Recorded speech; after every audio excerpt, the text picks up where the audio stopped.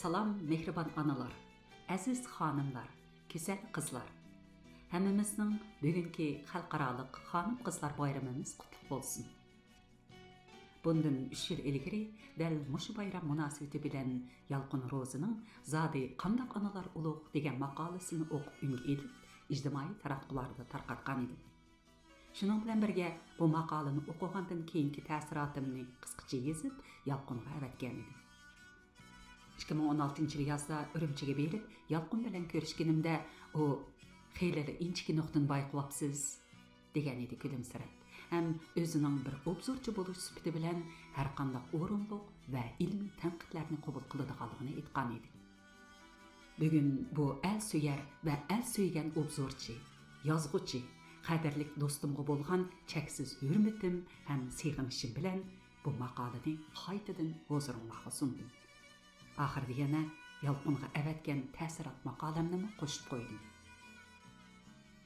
Ulug' Alloh Yalqin qatorliq barliq sarkilarimizni o'z panohingda saqlag'aysin.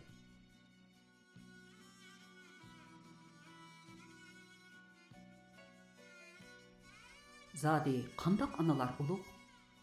Yalqin Rozi. Yaqinqi yillarda she'r qo'shoqlarda, sahih ekranlarda analar ulug'. Jahonda eng ulug' inson ana. Ana hammadan ulug' deganga o'xshash ta'rif va madhiya so'zlari xeyli kam umumlashib qoldi. Buning turkisida kishilarmi bu so'zlarni doim degudek iste'mol qiladigan bo'ldi. Kishilar analarni nima uchun bundoq qora quyuq ulug'laydi? Meningcha, ular umuman bundoq qaraydi. Analar 9 oy 9 kun qo'rsoq ko'tarib bola tug'adi. Ya'ni imitadi. Balani parvishlab cho'ng qiladi. Shuning uchun analar ulug'. Analar ulug'lashga tegishli insonlar. Qarmoqqa analarni bundoq ulug'lashning ma'lum asosi bordek qiladi. Ammo analarni mushu o'lcham, mushu shartlar bo'yicha ulug'lashga to'g'ri kelsa, bundoq ulug'lash tushunchasidan kam deganda bundoq 4 turli ziddiyatli fikr tug'iladi. Birinchi, analar ulug' bo'lsa, dadalar ulug' emasmikan? Shubhisizki, bu bir o'rinsiz talash tortishni paydo qilishdir. Bilish lozimki, har qanday millatning ayollari ulug'lik martabasiga ega bo'lib, erlari uning aksicha bo'ladigan ahvol mavjud emas. Ulug'lik odamning jinsi, yeshi, nasabi, millati asos qilinib ayriladigan masala emas. Shuningdek, analarning ulug'ligi qandaqdir uchar qanotlaridan jonivorlargacha bo'lgan butkul jonliqlar dunyosidagi chi jinsliklarga o'rtaq bo'lgan tug'ish, beqish himoyasiga elish, asrash, parvarish qilishdek jarayon bilan cheklansa kifoyalanmaydi. Analarning orasidami ulug' analar bor. Dadalarning orasidami ulug' dadalar bor. Hargizmi ularning hammasi ulug' emas. Analarni ulug'lab, ajoyib fasohatlik misralarni tuzgan, analarni hadiyalab, naqsh qo'shoqlarni o'qigan vaqtimizda biz bundoq hayajonli hissiyotning qanday haqiqatni o'lcham qilishi lozimligini unutib qolmasligimiz kerak. Haqiqiy ulug'lik bola tug'ish bilan emas, balki ulug' ideyani, ulug' nishonni tug'ish bilan xarakterlanadi. Haqiqiy ulug' ana qiyin tanlashlarga to'g'ri kelganda to'g'ri yo'l topa oladigan aql farosati bilan avlodlarining baxt saodati uchun ikkilanmay yo'l ichib olg'a ilgarilaydigan jangovar ruhi bilan, kishini aymandiradigan va qoyil qiladigan pokligi bilan, husniga mangu o'zgarmas latofat qo'shadigan fazilati bilan, yemirilmas qo'rg'ondak e'tiqodi bilan ulug'landi. Birli jumlaga yig'inchoqlaganda mayli er, mayli ayol, mayli dada, mayli onaga nisbatan bo'lsin, ulug'liqning eng oliy sharti xalqchilik. Qanchaki vatanparvar, millatparvar odam bo'lsa, shuncha ulug' bo'ladi. Mushundaq shartni hozirlagan ona emas, balki emik ona bo'lsa-mu, o'xshashla ulug' hisoblanadi. Agar analar qaroqlarcha holda ulug'lansa yoki ularning ulug'ligi bola tug'ish, emitish, cho'ng qilishga bog'lab qo'yilsa, analarning mas'uliyatini ojizlab, o'ziga qo'yadigan talab tuvallab, behutlashib ketish ahvoli ko'riladi. Chunki analarning bir minutmi astin chiqarmaydigan mas'uliyati oila va millatning kelajagi bo'lgan bolalarini jafoliq ajr, durust tərbiyə bilan öz təqdirini öz qolida tutub tura alaydigan yaramlıq izbasarlarga, ana vatanning da'vatiga quloq soladigan, uni amalga oshirish ko'yida fidokorlik ko'rsatadigan azimatlarga aylantirishda ifodalandi. Balzacning millatning kelajagi onalarning qo'lida degan mashhur so'zi dal onalarning mushundaq sharaflik mas'uliyatini ado qila olishi yoki ado qila olmasligiga qarata aytilgan. Onalarni ulug'lashda o'lcham hisoblanadigan yuqorqi shart va mas'uliyat eni nazardan soqit qilinib, ulug' degan sifatni farzand yuzi ko'rganligi onaga ato qilaverish bir millatning qimmat tarozisining mujmallashganligining ifodasi. Agar onalar qora qo'yib ulug'lanib, ularga bir taraflama holda madiya o'qilaversa, onalar orasidagi o'z-o'zini tonish eni tex yetarlik uyg'onmagan millionlagan nodon onalar xato ilhomlantirilib, oilada erlari bilan martaba va barobarlik da'vosi qiladigan oqibat ulg'ayib ketadi. Agar buningga er ayol huquqda barobar degan qonun tashviqotini xato tushunib, uni izchillashtirishga, hamma ishda tatbiqlashga urinish xohish qo'shilsa, oiladan iborat imoratga ichidan dast ketishga boshlaydi. Aniqki, bir oiladagi barliq a'zolar o'rtasidagi o'zaro talab qiladigan huquq, ado qiladigan majburiyat mavjud. Oila a'zolari o'rtasidagi bu xil huquq va majburiyat qonuniyatdan iborat muqaddas mezon ustiga qurilgan. Qonun bilan qonuniyat o'rtasidagi munosabatda avval munosabatning mezoniga bo'ysunish, ondan qonunning nizomiga murojaat qilish kerak. Har qanday oilada bu xil qonuniyat eni ojizlab, qonun eni kuchayib ketadi ekan, unda oila raqobatlashayotgan raqiblar so'riniga aylanib qoladi. Bir oiladagi har bir a'zo o'zining qonuniyatga uyg'un bo'lgan salohiyatini aniq tanisa, ya'ni dada dadalik, ana onalik, erlik, ayol ayollik, bala balalik salohiyatini aniq tanisa va shu asosda majburiyatni to'liq ado qilsa, bundaq oila oxirgi hisobda o'zining emas, balki bir jamiyatning, bir millatning sharafini yuqori martabaga ko'taradi. Zamoniy bilishni yetakchi shuar qilgan hozirgi zamon jamiyatida inson tabiatiga yetarli hurmat qilish, er bilan ayoldan iborat ikki jins o'ziga munosib mas'uliyatni ustiga elishdek qadimiy muqaddas tangqo'nglik kun sayin buzilib ketyapti. Erkinlik, barobarlik shuari ostida erlarni bir yoqqa qayirib qo'yib, oiladan iborat illiq o'vsini tashlab qo'yib, o'zini sirtqa etayotgan ayollar kun sayin ko'paymoqda. Mushundaq nomuvofiq yuzlanish sababidan buzilgan oilalarning soni shiddat bilan oshmoqda. Oila nizom jihatda erkinlashgan oilalar noiti mushkul axloq krizisiga batmoqda. Unutmaslik kerakki, qon kechib qurbon berib qo'lga keltiradigan erkinlik bor. Shundaqda yana olqiningda tursimu ikkilanmay cho'rib tashlasa bo'ladigan erkinlikmi bor. Shunga erkinlik masalasini oilaga tatbiqlaganda boshqacha o'ylanib beqish kerak. Meningcha erkinlikni emas, majburiyatni shuar qilgan oila falokatchilikdan yiroq oila. Ikkinchi, onalarni qora qo'yib ulug'lash hodisasi haqiqiy ulug' onalarga qilingan adolatsizlik, hatto haqorat bo'lib hisoblanadi. Agar onalar barliq onalarga o'rtaq bo'lgan bola tug'ish, emitish, cho'ng qilishdek umumiy shart bilan ulug'lansa, o'z navbatida bu boshqalarning baxt saodat uchun kuyib pishadigan, haqqoniyat yo'lida qurbon berishga to'g'ri kelsa, ikkilanmay qurbon berishga tayyor turadigan fidokor, botir, g'ururliq, mas'uliyatchan onalarga qilingan adolatsizlik bo'ladi. Analar orasida avlodlarning istiqboli ustida kechalari kirpik qoqmay o'ylanib, go'zal kelajak, porloq istiqbol va g'olib oqibatlarning orzusida yilondak to'lg'inib, o't otash bo'lib yonadigan onalarmi bor. Tong otqucha aysh-ishrat klublaridagi ko'lchaklarda uzib, o'zgalarning karavotlarida xudini yo'qotgan holda ig'inab, er va bolalarini numus daryosiga g'arq qilib, haqorat o'tida kuydirib puchilayotgan onalarmi bor. Hayat mamatliq sinoqlarga duch kelayotgan xalqning g'amini yeb, uning mavjudligi uchun barliq farosatini ishga selib va barliq jasoratini namoyon qilib yashayotgan munavvar onalarmi bor.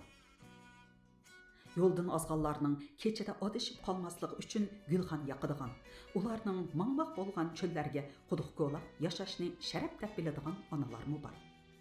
Ajdodlarining tarixiy shuhratlaridan iftixorlanib, ularning jangovar ruhidan kuch madad elib, ajdodlarining sha'niga nur beg'ishlash ko'yida izlanib yashaydigan faxrli onalarmi bor. Öz ajdodining qotilini öz qo'ynida hozirlantirib yashashga odatlanib ketgan la'natgardi onalarmi bor.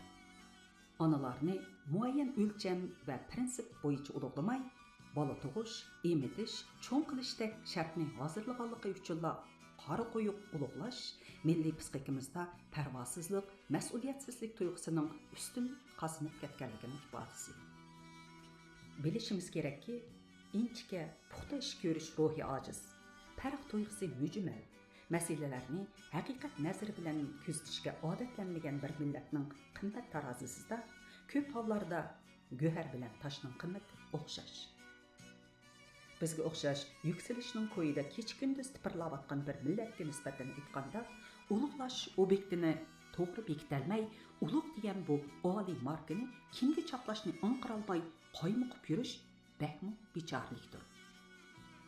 Navada bola tug'ish, emitish, cho'ng qilishdek shartni hozirlaganlikni o'lcham qilib turib, onalarni ulug'lashga to'g'ri kelsa, esimizda bo'lsinki, Jallod Shingshisayning onasimi bu o'lchamga butunlay tushidi. Ayollar turmusidimi bu shartni hozirlagan ayollar ko'rmi? Ammo ashular ulug' ona deb ta'riflashga arzimdir. Ko'rinib turibdiki, onalarni kelmas ulug'lash haqiqiy ulug' onalarga qilingan uchuq haqorat. 3. Onalar bola tug'ish, emitish, cho'ng qilish shartini hozirlaganligi tufayli ulug' deb sifatlansa, bu sifatlash fiziologik sabab tufaylidan farzand ko'rish baxtiga muyassar bo'lolmagan ayollarni kamsitganlik bo'lib hisoblanadi. Tug'ish ayollarning tabiiy iqtidori, shundaqla o'rtaq fiziologik xususiyati. Bir jamiyatning onalarni bundoq bema'ni ulug'lashi oldida farzand ko'rilmaslik qismatiga mubtalo bo'lgan ayollar nima deyishini bilolmay qoladi. Gunohsiz ayollarni o'ng'aysiz holga tushirib qo'yadigan bundoq mantiqsiz ulug'lash hodisasining boshqalarga keltiradigan besimini sal chaqlag'ili bo'lmaydi. Amaliyotda noqul holda bola tug'ib ona bo'lish uchun hech qanday saviya yoki sopa oldingi shart qilinmaydi. Hatto bu ish ba'zi gasgacha ayollarning qo'lidan keladi.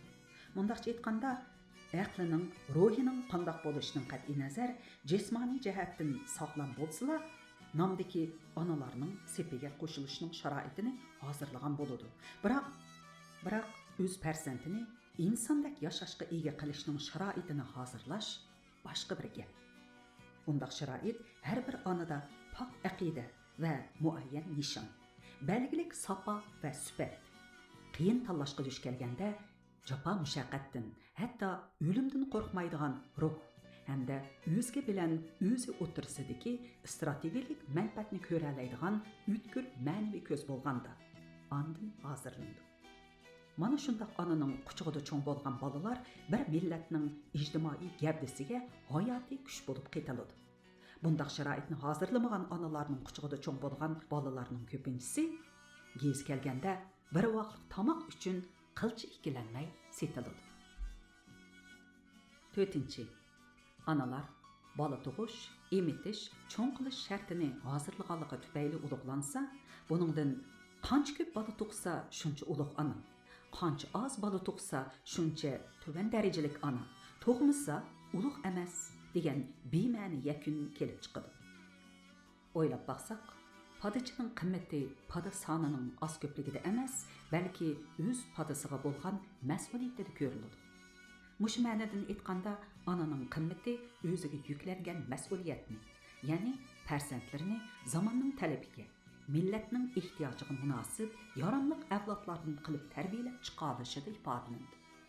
Agar onalarni ulug'lashda bola tug'ish, emitish, cho'ng qilish shart qilib elinsa, har qancha bilimlik, har qancha fazilatli ayol bo'lsa-mu, bu xil ulug'liq shartiga yaqinlasha olmaydi.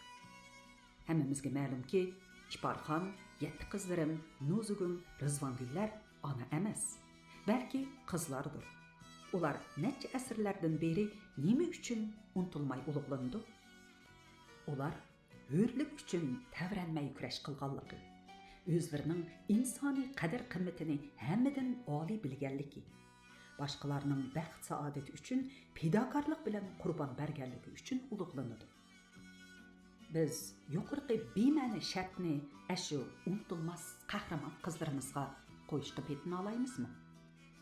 Tangri ato qilgan tabiiy iqtidor va hamma ayollarga o'rtaq bo'lgan fiziologik aloylikni chiqish qilibla onalar ulug' deyish haqiqatan kulkilik. Har qanday qiz balog'atga yetganda fiziologiya nuqtasidan ona bo'lish salohiyatini hozirlagan bo'ladi. Mushu ma'nodan biz ularni ulug'lik martabasiga ko'tarilish oldida turgan kishilar, kandidat ulug'lar deb aytsak muvofiq bo'lamdi.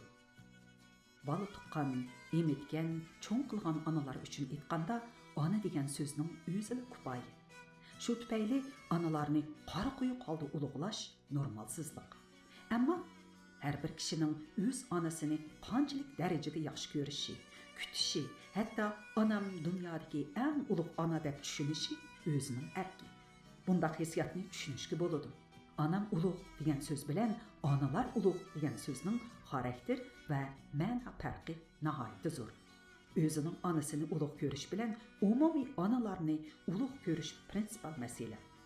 Bu yerda hissiyot bilan haqiqatning munosabatiga yotadigan nozik farq mavjud. 2008-yil yozildi.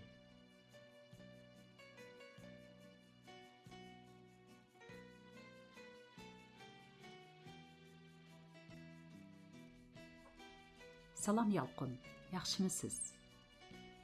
Akşam odatim bo'yicha sizning bir kitobingizni o'qib o'tirib, bir maqolangizni tugatgandan keyin ikkinchi maqolangizning temasini ko'ribla ixtiyorsiz kulib etdim. Sababi Dunyoning onalar bayrami. Maqolangizning temasi bo'lsa, zodi qandoq onalar ulug'. Bundaq to'g'ri kelib qilishdan ham hayron bo'ldim, ham boshqacha qiziqdim. Do'stlarimni mazmunidan xabardor qilay deb unga alg'ash o'qib chiqdim. Odatda har qitim yozmalaringizni o'qib bo'lgandan keyin xuddi ilm g'azinamga yangi mazmun, yangi bilimlar qo'shilgandek shodlanib ketatdim. Ammo akşam o'qigan bu maqola meni xeyli o'ylantirdi. Hatto xeyli bir vaqtlargacha uyqumni topolmadim. Bu maqolangizda Uyg'ur jamiyatimizdagi nozik bir temani mardonlik bilan o'tirg'a qo'yib, atrofliq ilmiy mulohaza ilib beribsiz. Oldi bilan maqolangizning markaziy ideyasi meni ko'p suyundirdi.